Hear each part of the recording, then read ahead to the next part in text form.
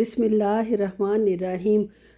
खुश आमदीद मेरे व्लॉग में। Welcome back to my channel. और आज का व्लॉग बहुत एक्साइटिंग और मज़े का है। डिफरेंट काम मैं कर रही हूँ जो सुबह के टाइम मैंने किए, और इसके अलावा बहुत मज़ेदार एक हलवा जो कि सूजी का है और डेट पेस्ट के साथ तैयार किया गया है। बहुत यूनिक रेसिपी है, बहुत अच्छी है और शुगर फ्री है। अब मेरी एक बहन मुझे कह रही थी आप ऐसे शुगर फ्री करती रहती हैं डेट्स को, तो डेट्स जो हैं वो तो शुगर को इंक्रीज़ करती हैं। अब मुझे नहीं पता किस लेवल की शुगर से अल्लाह रहम करे वो लड़ रही हैं। शुगर का डेट्स का ये होता है कि आप मुनासिब मिक़दार में 1 या 2 शुगर के पेशेंट आराम से खा सकते हैं, और अगर इसी की पेस्ट बना के आप किसी चीज़ को मीठा करना चाहें तो आराम से कर सकते हैं। पता नहीं क्यों उनके जहन में ये बैठा हुआ है कि डेट्स जो हैं वो शुगर इंक्रीज़ करती हैं। बहुत ज़्यादा क्वांटिटी में तो नॉर्मल बंदे की भी इंक्रीज़ हो जाएगी। आप अपने डॉक्टर से मशवरा करें, वो आपको बताएगा कि आप कितनी डेट्स लें जो आपके लिए नुकसानदेह ना हो, और आप उसमें डेट की पेस्ट बना के अपना मीठा भी उसमें बना सकती हैं। अस्सलामुअलैकुम, क्या हाल है आप सबके? उम्मीद है सब खैर खैरियत से होंगे। अल्लाह ताला हमेशा हम सबको अपने हिफ्ज़ व अमान में रखें, आमीन सुमा आमीन। अल्हम्दुलिल्लाह अल्हम्दुलिल्लाह, सुबह का आगाज़ हो चुका है। अल्लाह का लाख लाख शुक्र है, उसने सोते में हमें जगाया है, सेहतमंद रखा है। बहुत शुक्रिया अल्लाह ताला का। और उसके बाद सबसे पहले आज जो चेंज होने जा रही है वो बेडशीट चेंज होने जा रही है, और धोऊंगी भी, हाथ के हाथ धो भी लूँगी। और जो फ्लीस ब्लैंकेट हम इसके साथ यूज़ करते हैं वो भी साथ धुल जाएंगे। जिस दिन मैं बेडशीट चेंज करती हूँ उसी दिन फ्लीस ब्लैंकेट वगैरह भी साथ ही धो लेती हूँ। ऑटोमेटिक मशीन का फ़ायदा तो आपको पता है बहुत ज़्यादा होता है, लेकिन बाज़ कपड़े ऐसे होते हैं कि उनमें हवा भर जाती है, तो उनको लपेट के तय करके डालना पड़ता है। अब आप कंबल इसमें अगर धोएंगे फ्लीस, तो उनका मटेरियल ऐसा होता है कि वो मशीन में जाते ही फूल जाता है, और जब स्पिन मशीन होती है तो गड़बड़ करती है और मशीन रुक जाती है। इसके लिए इन कंबलों को आप अच्छे से लपेट के डालें, जैसे मैं लपेट कर डाल रही हूँ। और उसके बाद जनाब इनके ऊपर आप वो डालें जो आपने डालना है, वॉशिंग पाउडर। और उसके बाद मशीन को चला दें और बेफिक्र होकर बाकी काम करने लग जाएं। टाइम के हिसाब से इस मतलब जितना आपने लोड है मशीन पे उतना टाइम आप सेट कर दें, पानी वो पाउडर डालें और बेफिक्र हो जाएं, और बाकी काम बंदा आराम से कर लेता है। इस मशीन का ये तो बहुत खैर ज़्यादा फ़ायदा है। चलें जी, अब मैंने सब कुछ डाल दिया, अब इसको बंद करते हैं, ऑन करते हैं, और फिर अपने दूसरे काम की तरफ रवाना हो जाते हैं।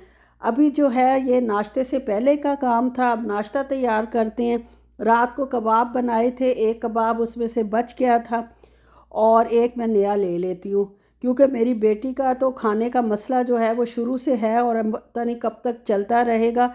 मेरे साथ रहती है तो तब इस तरह इसके साथ होता है, जब अकेली रहेगी या ख़ुद हैंडल करेगी तो फिर इंशाल्लाह आई थिंक बेटर हो जाएगी। ये बंस मैंने घर ही बनाए हुए हैं, और इसको जनाब मैंने गरम कर लिया। गरम करने के बाद इसके अंदर कबाब लगाऊंगी और बादाम दूंगी, और इसका नाश्ता जो है इसके हवाले कर दूंगी। सुबह के वक्त जो है अगर आप कोई और काम नाश्ते से पहले कर लो तो दिमाग भी एक्टिव हो जाता है, और आप ख़ुद भी बहुत ज़्यादा एक्टिव हो जाते हैं, और आराम से आपके सारे काम हो जाते हैं। और अगर आप नींद से आंखें मलते हुए किचन में आते हो तो सुस्ती से अपना जो है वो आपका ब्रेकफास्ट तैयार होता है। और ये जो स्पेशल किस्म का ब्रेकफास्ट है वो किसके लिए तैयार हो रहा है? आपकी बहन के लिए, आपकी फ्रेंड के लिए। इसमें मैंने भी बादाम डाले हैं, दही और दूध डाला है। ग्रीक योगर्ट लेंगी तो वो बहुत फ़ायदेमंद होती है, उसके अंदर प्रोटीन ज़्यादा होती है, और लेडीज़ के लिए तो ख़ास तौर पे बहुत ही फ़ायदेमंद है। अगर किसी को खुदा ना खास्ता गायनी का कोई प्रॉब्लम है तो ग्रीक योगर्ट उसके लिए भी बहुत अच्छी है। उसके अलावा मैं तीनों सीड्स डालती हूँ, चिया सीड्स डालती हूँ, फ्लैक्स सीड डालती हूँ, और पम्पकिन सीड डालती हूँ। थोड़े से पिकन्स या बहुत अच्छे होते हैं, पिकन्स डाल लें या अखरोट डाल लें। पिकन्स ज़रा एक्सपेंसिव काफ़ी होते हैं, और पाकिस्तान में इतने मैंने मिलते हुए देखे भी नहीं हैं, लेकिन यहाँ क्योंकि आराम से मिल जाते हैं तो मैं ले लेती हूँ हम थोड़े से। और इसके अलावा मैंने इसमें एक पीच डाला है। आप कोई भी फ्रूट डाल सकते हैं, एप्पल डाल सकते हैं, बनाना डाल सकते हैं, और साथ आप कोई भी सीरियल यूज़ कर सकते हैं। अगर सीरियल को आपका दिल नहीं चाह रहा तो आप सिर्फ फ्रूट और सीड्स के साथ ही इसको एंजॉय कर सकते हैं, दही और दूध डालकर। मीठा मैंने बिल्कुल नहीं किया, क्योंकि थोड़ी सी मैं इसमें रेजन्स डाल लूँगी तो वो मीठे का काम कर देंगी। एक एग बॉईल किया है, और जनाब नाश्ता करने चली गई हूँ। और चाय का कप तो आपको पता है लाजमी है। और ये देख लें जनाब मेरे किचन का क्या हाल हुआ हुआ है। ये नाश्ते के बाद की हालत है और मेरी सुस्ती की वजह से। सूजी मैंने निकाल कर रखी हुई है और आज बड़ा बेहतरीन सा हलवा बनाते हैं। और बादाम और पिस्ते जो हैं मैंने कटे कटाए बाज़ार से लिए थे। ये मुझे बड़ी सहूलत लगती है और इतने एक्सपेंसिव भी नहीं पड़ते और चल भी बहुत अरसा जाते हैं। तो इसलिए मेरी कोशिश यही होती है कि यही मैं ले लूँ और काफ़ी अरसा माशाल्लाह चल जाते हैं। और ये मैं घी में हलवा बना रही हूँ। ये यहाँ का जो घी है वो जमता बिल्कुल नहीं है। सर्दियों में भी इसकी यही कंडीशन होती है और गर्मियों में भी। तो सबसे पहले मैंने घी ले लिया। आप देसी घी में भी बना सकते हैं अगर आपके पास वाफिर मकदार में मौजूद है, और अगर नहीं है तो ऑयल में भी बना ले, लेकिन वो टेस्ट नहीं निकलता। अंदाजे से ही मैंने घी डाला है, तकरीबन एक चम्मच जो इसे मैं हिला रही हूँ ये भरा हुआ था। और 2 टेबल स्पून जो हैं वो सूजी के होंगे, यही चम्मच सॉरी, जिसे मैं हिला रही हूँ। और इसको तकरीबन मैंने हल्की आंच पर, दम वाली आंच पर 10 से 12 मिनट भूना है। सूजी के हलवे डिपेंड करता है एक तो और घी की मिकदार पर, ऊपर उस और भूनने पर।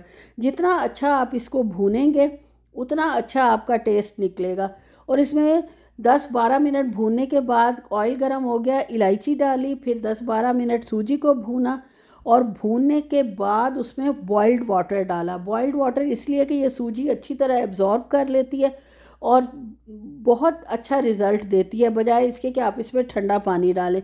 और साथ ही खजूर की पेस्ट मैंने ऐड कर दी है।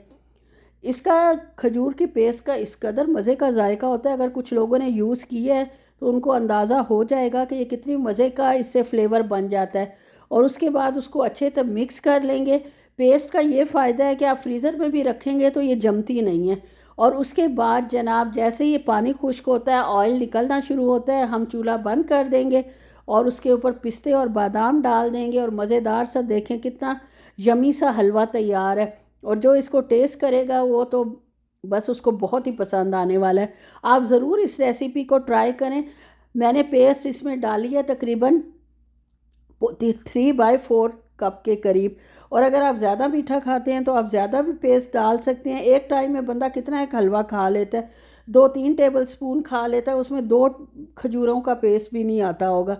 तो इसलिए ये नुकसानदेह है, शुगर के पेशेंट्स के लिए नहीं है। लेकिन जिनको शक हो कि नुकसान हो सकता है इससे, वो ज़रूर अपने डॉक्टर से या जिससे वो इलाज करवा रहे हैं, जिससे मेडिसिन लेते हैं, उनसे मशवरा कर ले। और अगर फिर भी किसी को नहीं मानना तो आप गूगल करके भी देख सकते हैं। इस पे बहुत अच्छी डिटेल से सारा कुछ आ जाता है। अब तो खैर कोई मसला ही नहीं कि डॉक्टर से पूछा जाए या किसी से। तो आराम से इसका जो है आप खुद भी सर्च कर सकते हैं या आपका कोई बच्चा आपको सर्च करके दे सकता है और आप जनाब इसको एंजॉय कर सकते हैं। इसके अलावा अब जनाब हो गया, हलवा भी बन गया, किचन का काम अभी रहता है। मैंने हलवा इसीलिए पहले बना लिया था कि सफाई करने से पहले ये काम कर लूँ ताकि किचन जो है वो मेरा फिर बाद में नीट एंड क्लीन रहे। सालन आज मुझे पकाना नहीं था, पड़ा हुआ था, कल रात को बनाया था, इसलिए ये बेफिक्री थी कि अब गंदा नहीं होगा।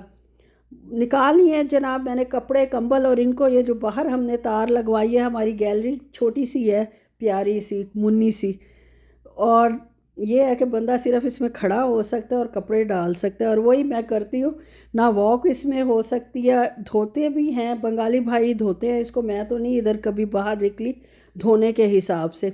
साफ़ ही रहता है क्योंकि बारिश होती नहीं है, आंधी चलती है तो मट्टी होती है, वो हफ्ते में जब धुलता है तो सही हो जाता है। मैं इनको 4-4 हिस्सों में ही करके डाल रही हूँ क्योंकि गर्मी इतनी ज़्यादा है दिन के वक्त कि आप यकीन नहीं करेंगे, बाहर निकलेंगे कि ये जून जुलाई का मौसम है या अक्टूबर का एंड है। हम क्योंकि ज़्यादातर घर में रहते हैं और एसी में रहते हैं तो हमें तो यार ठंड लगने लग जाती है और मैं एसी भी शाम को बंद कर देती हूँ। नाश्ते के बाद जनाब हलवा बनाया गया है, किचन की ऊपर से सफाई की गई है और उसके बाद जनाब कपड़े डालकर मैं अपनी डस्टिंग करने आ गई हूँ। टेबल को हर खाने के बाद भी साफ़ करना पड़ता है और सफाई से पहले भी साफ़ करना पड़ता है, क्योंकि नाश्ते के बाद तो मैं नहीं साफ़ करती, वो जब सफाई करती हूँ तभी इसको साफ़ करती हूँ। पूरे घर में सफाई करने के बाद मैं आ चुकी हूँ जनाब लाउंज में। और लाउंज में सबसे ज़्यादा आपको पता खिलारा होता है, सारा दिन आपका लाउंज में गुजरता है और कुछ ना कुछ गिरता ही रहता है और कुछ ना कुछ खाया भी जाता है। ज़्यादातर तो हम वही कुछ खाते हैं खाने के हिसाब से ही, लेकिन थोड़ा बहुत ज़ाहिर है बीच में भी चलता रहता है। कोई टिशू गिरा हुआ होता है, फेंका तो उसको डस्टबिन में जाता है, लेकिन वो हल्का होने की वजह से डस्टबिन में जाने की बजाय साइड पर गिर जाता है। तो इसलिए सफाई भी, हालांकि हम 3 बड़े लोग हैं, ना भी की जाए तो खैर है, लेकिन करनी पड़ती है। ना करो तो फिर आपको गंदा गंदा सा घर लगता है और आपका अपना मूड जो है वो ख़राब होता है और आप उड़ उड़ के दूसरों को पढ़ते हैं और दूसरे यही कहते हैं कि भाई नीट ही कर लें, बजाय इसके कि आपको मना करें कि आज सफाई की ज़रूरत नहीं, आप कर ही लें ताकि जो है ये मसला हल हो। खैर दिखा देती हूँ जी जो मैंने कारनामा अंजाम किया दिया है। माशाल्लाह किचन मेरा नीट हो गया है बिल्कुल, और ये नीट ही रहेगा दोपहर के खाने से पहले तक। उसके बाद जनाब फिर इसका सारा जो काम है वो मेरी बेटी करती है। अब जनाब आ गई हूँ तो कपड़े भी आए हुए हैं, पहले कपड़े संभालूंगी और उसके बाद जनाब शीट जो मैंने सुबह से उतारी हुई थी अब निकाल लेते हैं। ये मेरी बड़ी बेटी मेरी अलमारी माशाल्लाह सेट करके गई हुई थी और छोटी को समझा के गई थी कि अम्मा तो नहीं लपेट के सही रखेंगी, बकौल इनके। जब बड़े हो जाते हैं बच्चे तो खुद माशाल्लाह ज़्यादा समझदार बन जाते हैं। तो आप जो हो आपने इसको सेट रखना है। और वो जनाब बहन के कहने पर इस अलमारी को वाकई बहुत सेट रखती है। और उसके बाद ये जनाब हमारा गद्दा जो है वो बहुत नीचे है। असल में हमने जो मैट्रेस लेना था वो था कि कमर के लिए अच्छा हो। ऑर्थो जो होता है फोम वो ज़्यादा अच्छा होता है, उसमें यही अवेलेबल था। इससे ऊंची हमें लेना चाहिए था लेकिन था नहीं, जिसकी वजह से इस पर मुझे तो चादर बिछाने में, शीट बिछाने में बहुत मुश्किल होती है। तो जब तक बेटी साथ ना मिले ये काम हमारे लिए बहुत मुश्किल हो जाता है, मेरे लिए, उसके लिए नहीं। वो तो खैर माशाल्लाह बहुत आसानी से और बहुत जल्दी कर देती है। खैर वो बिछा के चली गई है मेरे साथ, बल्कि मैं छोड़ के चली गई थी, उस अकेली ने ही सारा इसको हैंडल किया। और बस यहीं तक था मेरा व्लॉग। अच्छा लगे तो लाइक शेयर और सब्सक्राइब कर दें।